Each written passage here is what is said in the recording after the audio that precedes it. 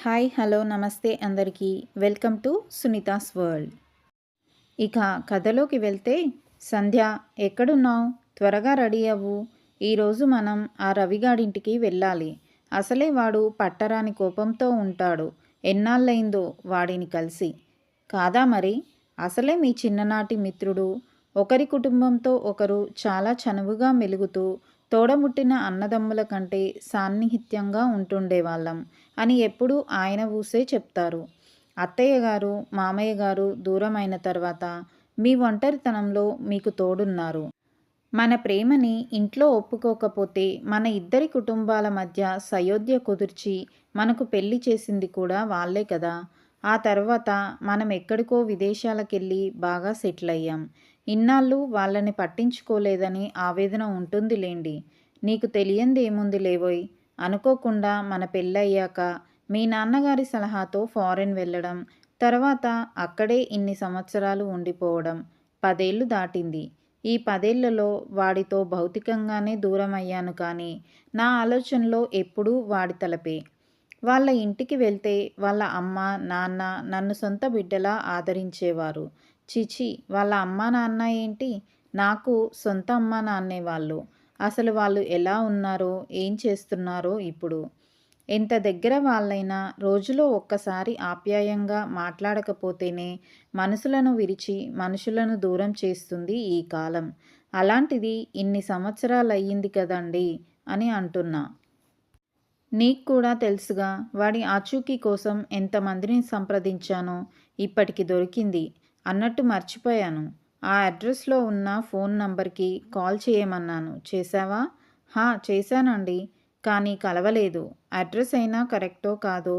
మొన్న వాళ్ళున్న ఆ పాత ఇంటికి వెళ్తే నాకు ఆ చిన్ననాటి జ్ఞాపకాలే గుర్తొచ్చాయి.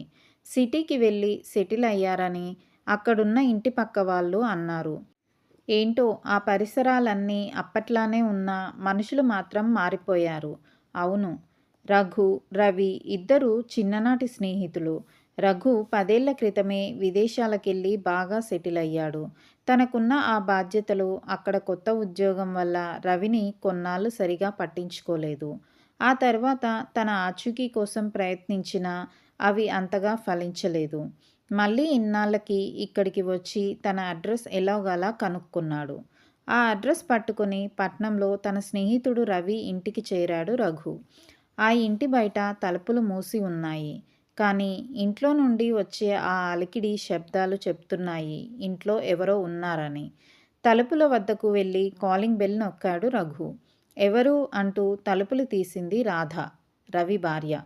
వీళ్ళని చూసి ఆశ్చర్యపోయిన తను, అన్నయ్య మీరా, ఎలా ఉన్నారు, అసలు ఎప్పుడొచ్చారు ఫారిన్ నుండి అంటూనే వాళ్ళు బదిలిచ్చేలోపు, అయ్యో నా మతిమండ, రాకరాక వచ్చిన వాళ్ళని బయటే నిలబెట్టి మాట్లాడుతున్నా, రండన్నయ్య లోపలికి, వదినా రండి అంటూ ఇంట్లోకి సాదరంగా ఆహ్వానించింది. ఏవండి, ఏమండి, ఏమండోయ్, అబ్బబ్బా ఎక్కడున్నారండి, ఒకసారి ఇట్రండి, మన ఇంటికి ఎవరొచ్చారో చూడండి అని ఒకంత సంభ్రమాశ్చర్యంతో పిలిచింది రాధ. అసలేంటే నీ గొడవ అంటూ లోపల బెడ్రూమ్ నుండి వస్తూ హాల్లో నిల్చుని ఉన్న తన చిన్ననాటి స్నేహితుడు రఘును చాలా రోజుల తర్వాత చూడడం వల్ల ఆశ్చర్యపోయాడు. నువ్వు నువ్వు రఘు కదూ అని తన కళ్ళకున్న ఆ కళ్ళజోడు తీస్తూ తన కంటి రెప్పల మాటు జారుతున్న కన్నీళ్లు ఆపుకుంటూ గట్టిగా రఘును హత్తుకున్నాడు. ఎన్నాళ్ళయిందిరా నిన్ను చూసి, అసలేమైపోయావురా, ఇన్నాళ్ళు నేను నీకు గుర్తుకులేనా, ఎప్పుడొచ్చావు ఫారెన్ నుండి అని ఇన్నాళ్ళుగా తన ఎదలో దాచుకున్న బాధలను ప్రశ్నల రూపంలో సంధించాడు రవి. రవి మాటలు వింటున్న రఘుకి కూడా కళ్ళు చెమ్మగిల్లాయి. ఎంత అదుపు చేసుకుందామన్నా తనకి ఆ కన్నీటి దారలో ఆగలేదు. రవి ప్రశ్నలకు బదులు ఇవ్వలేక రఘు మనసు మూగబోయింది. అయ్యయ్యో, వాళ్ళొచ్చి ఇంతసేపైనా అలా నిల్చోబెట్టి మాట్లాడతారే, అలా కూర్చోండి వదినా, అసలే ఎండన పడి వచ్చారు, ఇదిగో ఈ చల్లటి మజ్జిగ తాగండన్నయ్య అని రాధ వాళ్ళ చేతికి తను తెచ్చిన మజ్జిగను ఇచ్చింది. వీళ్ళని ఇన్నాళ్ల తర్వాత చూసిన ఆ ఆనందం పట్టలేకపోయాను. కనీసం కూర్చోమని కూడా అనలేకపోయాను. తప్పుగా అనుకోకమ్మా సంధ్య ఈ అన్నయ్య గురించి. ఏరా రఘు, ఇన్నేళ్లలో నీకు నేను ఒక్కసారి కూడా గుర్తుకు రాలేదా? బాగా ఎదిగిపోయావు. నన్ను ఇక మర్చిపోయావనుకున్నా. ఛఛ! అవేం మాటలురా! నేనెక్కడికి వెళ్ళినా రోజూ నీ ఆలోచనలే. తనకి నీ ఊసులే చెప్తుంటాను. ఫారెన్‌లో ఉన్నప్పుడు ఇక్కడికి వచ్చాక నీ అడ్రస్ కోసం ఎంతో ట్రై చేశా. కానీ లభించలేదు. ఇక్కడ నువ్వు తప్ప నాకెవరున్నారు చెప్పు? మా మామయ్య గారు, అత్తయ్య గారు కూడా మాతో పాటే అక్కడే ఉంటున్నారు. ఇదిగో ఒక వారం క్రితమే ఇక్కడికి వచ్చి మీ పాత ఇంటికి వెళ్తే అక్కడ దొరికింది ఈ అడ్రస్. అయినా నీ సన్నిహితులు కూడా ఎవరూ లేనట్టున్నారు. అందుకే నాకు అడ్రస్ తెలుసుకోవడం కొంచెం కష్టమైంది. అవున్రా, మనుషులు కూడా సంపాదన అనే ఎదుగుదలను తమ మనసులకు ఆపాదించుకొని కాలంతో పాటే ఈ పట్నం వైపు పరుగులు తీస్తున్నారు. అందుకే దేశానికి నాడు పట్టుకొమ్మలుగా పిలువబడిన పల్లెలే నేడు మోడుబారుతున్నాయి. అవును పిల్లలు అని అడిగాడు రఘు. స్కూల్కి వెళ్ళారన్నయ్య అని బదులిచ్చింది రాధ. మీ పిల్లల్ని తీసుకురాలేదా? లేదురా, తనకి గర్భసంచిలో ఏదో సమస్య అని చిన్నగా బదులిచ్చాడు రఘు. రవికి అర్థమైంది సంధ్య వింటే బాధపడుతుందని అలా చిన్నగా చెప్పి ఉంటాడని. చాలా రోజులు గడిచాయి కదా, వాళ్ళ మాటలు మూగబోయి ఇద్దరూ కళ్ళతోనే మాట్లాడుకుంటున్నారు. ఆ నిశ్శబ్దపు వాతావరణంలో గోడ గడియారం చేసే శబ్దానికి రఘు కళ్ళు ఏమరపాటుగా అటువైపు తిరిగాయి. ఆ గడియారం పక్కనే ఉన్న రవి వాళ్ళ నాన్నగారి చిత్రపటం అదే గోడకు వేలాడడం చూసి రఘు ఒక్కసారిగా కంగు తిన్నాడు. అరే రవి, నాన్న అని రఘు తన ప్రశ్న పూర్తి చేయబోయే లోపే, అవును నీకు తెలీదు కదూ, నువ్వు ఫారిన్ వెళ్ళిన కొన్నాళ్ళకే ఆయన కాలం చేశారు. నీకు తెలుసు కదా ఆయన గురించి. ఒక తాగుబోతని. ఎన్నిసార్లు చెప్పినా వినేవాడు కాదు. చివరికి జబ్బుపడి మంచాన పడ్డాడు. అందులో నా కోపం గురించి నీకు తెలియందేముంది? ఆ మంచాన పడ్డప్పుడు కూడా సూటిపోటి మాటలతో చాలా మానసిక క్షోభ పెట్టాను. అంతకుముందు ఆయన చేసిన పనులే ఆయన ప్రాణాల మీదకు తెచ్చాయని, ఇప్పుడు అనుభవించండని దెప్పి పొడిచేవాడిని. పాపం సగమది భరించలేకే ఆయన మా మధ్య లేకుండా పోయాడు. అది జరిగిన కొన్నాళ్ళకి అక్కడ ఉండలేక అమ్మ, తను, ఇద్దరు చంటి పిల్లలతో సహా నేను పట్నం వచ్చేశాను. ఇలా బ్రతికి ఈడ్చాను. మరి అమ్మ ఎక్కడ్రా అంటూ తన కళ్ళు ఇంటిని నలువైపులా తడుముతున్నాయి. "హుం, అమ్మ. అమ్మకి బాగా చాదస్తం పెరిగిపోయింది. పిల్లలు, రాధ కూడా ఆమె చాదస్తంతో విసిగి వేసారిపోతున్నారు. ఒక్క క్షణం కూడా వీళ్ళు తనతో ఇమడలేకపోతున్నారు. అందుకే తనని వీళ్ళకి కొంచెం దూరం పెడదామన్నారు. ఈ పట్నంలో నాకంటూ తెలిసిన వాళ్ళెవరూ లేరు. అందుకే ఒక వృద్ధాశ్రమంలో చేర్చాను. ఇప్పటికి దాదాపు ఏడాదవుతుందనుకుంటా.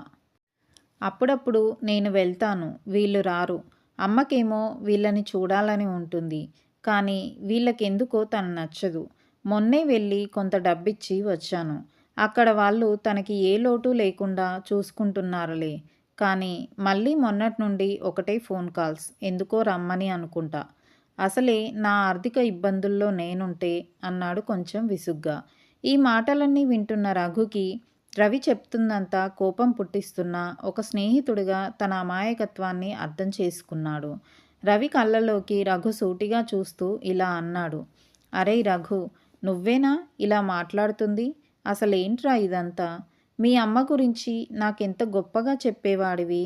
అదే కదరా మీ అమ్మగారి దగ్గర నాకు, మా తల్లిదండ్రుల దగ్గర నీకు సాన్నిహిత్యం ఏర్పరిచి చనువు పెంచేలా చేసింది. ఒకప్పుడు అమ్మ నా కోసం చాలా కష్టపడుతుంది. తనని ఎలా అయినా కడ వరకు బాగా చూసుకోవాలి. అసలు తన కోసం పెళ్ళే చేసుకోనన్న వాడివి ఇప్పుడు అమ్మనే వదిలేస్తావా? అసలిది నువ్వేనా? చెప్తూ ఉండేవాడివి కదరా. ఉమ్మటింట్లో పెద్ద కోడలిగా తన జీవితం ఎంత నలిగిపోయిందో, అయినా ఆ బరువంతా తన నెత్తిన వేసుకుంది. అటు కట్టుకున్న భర్త కూడా ఒకానొక సమయంలో దురలవాట్లకు బానిసయ్యి కుటుంబం అనే బండిని లాగడంలో విఫలమైనప్పుడు తనే కదా ఆ బాధ్యతంతా భుజాన వేసుకుంది. ప్రతి కన్నతల్లి తన పురిటి నొప్పులప్పుడు పడే శారీరక ప్రసవ వేదన చాలా ఎక్కువ అనుకుంటారు అందరూ. కానీ ఇలా అందరూ ఉన్నా తనని దూరం పెట్టారన్న ఆ మానసిక క్షోభ నిజానికి భరించలేనిది. మా అమ్మానాన్నలు నాకు శాశ్వతంగా దూరమైన దగ్గర నుండి నేను పడుతున్న బాధ వర్ణించలేనిది. ఎవరూ తీర్చలేనిది. నాకిప్పుడు వాళ్ళు కావాలన్నా నేను చేరుకోలేను. ఇప్పటికే నిరంతరం నీకోసం కష్టపడి నిన్ను కళ్ళల్లో పెట్టుకొని పెంచిన కన్న తండ్రిని ఏదో తెలుసో తెలియకో తనకున్న ఆ బాధ పోగొట్టుకోవడానికి ఆయన తీసుకున్న కొన్ని తప్పుడు నిర్ణయాలను ఎంచి నీకున్న అమాయకత్వంతో చివరికి ఆయన్ని పోగొట్టుకుని తప్పు చేశావు. మరి అభం శుభం ఎరగని ఆ మానవతామూర్తిని ఎందుకని దూరం చేసుకుంటున్నావు? ఇప్పుడున్న ఆ కాస్త పేగుబంధాన్ని కూడా దూరం చేసుకుంటూ తప్పు మీద తప్పు చేస్తున్నావు. ఏంట్రా అన్నావు? డబ్బిస్తే అక్కడి వాళ్ళు బాగానే చూసుకుంటారా? ఆ డబ్బే అన్నిటికీ సమాధానమైతే ఎంత కష్టమొచ్చినా నిన్ను పెంచి ఇంతటి వాడిని చేసింది. తనకున్న కష్టాల కొలిమిలో కూరుకుపోతూ నీలానే తను ఆలోచించి నిన్ను ఏ అనాథలోనో నిన్ను వదిలేసి ఉంటే అంతెందుకు, రేపు ఇది చూసిన మీ పిల్లలు కూడా మీ విషయంలో ఇలానే పాటిస్తే నీ తల్లి బాధ కూడా అలాంటిదే కదరా. డబ్బనేది దేహానికి సుఖాన్ని పంచుతుంది కానీ మనసుకి సంతోషాన్ని పంచలేదు. సరే సరే, ఇదంతా కాదు కానీ ఆ వృద్ధాశ్రమం అడ్రస్ చెప్పు కొంచెం. తనని నా దగ్గరకు తీసుకొచ్చి తన చేతి వంట తిన్న రుణం ఈ రకంగానైనా తీర్చుకోవాలి అనుకుంటున్నా. ఇదంతా గమనిస్తున్న రాధ గుండె బరువెక్కింది. ఇక తన భర్త రవి గురించి చెప్పక్కర్లేదు. రవి తన మనసులో ఇలా అనుకున్నాడు. అవును, రఘు అమ్మ గురించి చెప్పిందంతా నానానికి ఒకవైపు మాత్రమే. కట్టుకున్న దాంతో కట్టుబట్టలతో పట్నం వచ్చిన కొత్తలో అమ్మే కదా ధైర్యమంతా తానై నాలో పట్టుదలను ప్రేరేపించి ఒంటరి నాకు నీడలా తోడయ్యింది. అలాంటి తనని నేను ఒంటరిని చేశాను. నేను, నా భార్య ఉద్యోగరీత్యా అసలు ఇంట్లోనే ఉండేవాళ్ళం కాదు. ఆ సమయంలో నా చంటి పిల్లల్ని లాలించి వారికి తోడుంటూ అన్నీ తానై నిలిచింది. అలాంటి తనని అనాథని చేశానా? నేను ప్రయోజకుడిని కావడం కోసం తన రెక్కలు ముక్కలు చేసుకుని కష్టపడి నన్ను చదివించి ఇంతటి ప్రయోజకుణ్ణి చేస్తే ఇప్పుడు నా స్వప్రయోజనాల కోసం తనని అప్రయోజకురాలని చేశానా? నిజానికి అమ్మ నాన్న దూరం అయినప్పుడు ఒంటరవ్వలేదు. అందరూ ఉండి ఇలా తనని అనాథని చేసినప్పుడు తను ఒంటరయ్యింది. ఇలా ఎన్నెన్నో మదిలో ఆలోచనలు తన ఎదను కుదిపేస్తున్నాయి. ఆ మాటల మాటున మూగబోయిన ఆ చప్పుడు తన గుండె ద్వారా అమ్మా అమ్మా అంటూ నిట్టూర్చాడు. అది విన్న రాధ కూడా వెంటనే తన తప్పు తెలుసుకుని భర్తను కౌగిలించుకొని పశ్చాత్తాపడింది. పదండి, ఇప్పటికీ మించిపోయింది లేదు, వెళ్ళి అత్తయ్య గారిని ఇంటికి తీసుకొద్దాం. ఆ మాటతో పక్కనే ఉన్న రఘు మనసు కొంచెం తేలిక పడింది. ఇక అనుకున్నదే తడవుగా వాళ్ళ అమ్మ ఉన్న వృద్ధాశ్రమానికి చేరుకున్నారు రఘు, రవి దంపతులిద్దరూ. రవి ఆ ఆశ్రమానికి వెళ్ళగానే తన అమ్మని చూడాలనే ఆతృతతో రిసెప్షనిస్ట్ దగ్గరకు వెళ్ళి, నా పేరు రవి, మా అమ్మగారి పేరు జి స్వరాజ్యం, ఆవిడని కలవాలి అని కోరాడు. ఆ రిసెప్షనిస్ట్ ఆ పేరును 3 సార్లు పిలిచినా తను రాలేదు. దీంతో రిసెప్షనిస్ట్ లోపలికి వెళ్ళింది. రవి మనసులో ఎందుకో కొంచెం ఆతృతతో కూడిన అలజడి రేగింది. అదేంటి, ఎప్పుడూ ఒక్క పిలుపుకే పరిగెడుతూ వచ్చి నా చెంపలు తడుముతూ ఎనలేని ప్రేమ చూపే అమ్మ ఈసారి ఎందుకో రావడం లేదు? బహుశా 3 రోజుల క్రితం పిలిపించినా సరిగా పట్టించుకోలేదని కోపమా? అయినా నాపై అమ్మకెందుకు కోపంలే అని తన మనసులో తను అనుకుంటూ ఉండగా ఇంతలో రిసెప్షనిస్ట్ రానే వచ్చింది. ఆ రిసెప్షనిస్ట్ తన చేతితో తీసుకొస్తున్న ఒక చిన్న మట్టి కుండ వైపు తదేకంగా చూస్తున్నారు రవి, రాధ, రఘు మరియు సంధ్య. ఇంతలో ఆ రిసెప్షనిస్ట్ వాళ్ళ దగ్గరికి వచ్చి రవితో, సారీ అండి, మీ అమ్మగారు 3 రోజుల క్రితమే చనిపోయారు. చివరి క్షణంలో కూడా ఆవిడ మిమ్మల్ని చూడాలని ఎంతగానో పరితపించిపోయారు. ఈ విషయం చెప్పడానికి మీకు కాల్ చేస్తే రెస్పాండ్ అవ్వలేదు. ఆ తర్వాత ఆ అంతిమ సంస్కారాలన్నీ మేమే దగ్గరుండి జరిపించాము. ఇదిగోండి ఆవిడ చితాభస్మం, మీరొస్తే ఇవ్వమని ఆవిడ చివరి మాటగా చెప్పారట అని చెప్పగానే రవి ఆ రిసెప్షనిస్ట్ చేతిలో కుండని తీసుకుని ఒక్కసారిగా కుప్పకూలిపోయాడు. తన గుండె బద్దలయ్యింది. కళ్ళు సముద్రాన్ని తలపించాయి. ముక్కలైన మనసుతో దిక్కులు పిక్కటిల్లేలా అమ్మా అమ్మా అమ్మా అని గుక్కపెట్టి ఏడ్చాడు. నేను తప్పు చేశానమ్మా, నన్ను క్షమించమ్మా. నువ్వు నన్ను అల్లారు ముద్దుగా పెంచితే నేను నిన్ను అనాథని చేశాను అన్న తన ఆర్తనాదాలు ఆకాశాన్ని అంటాయి. తనతో పాటే తన భార్య కూడా భర్తను పట్టుకుని బోరున విలపించింది. వాళ్లతో పాటే ఉన్న రఘు, సంధ్యల నిట్టూర్పులు కూడా మిన్నంటాయి. కానీ ఏం లాభం?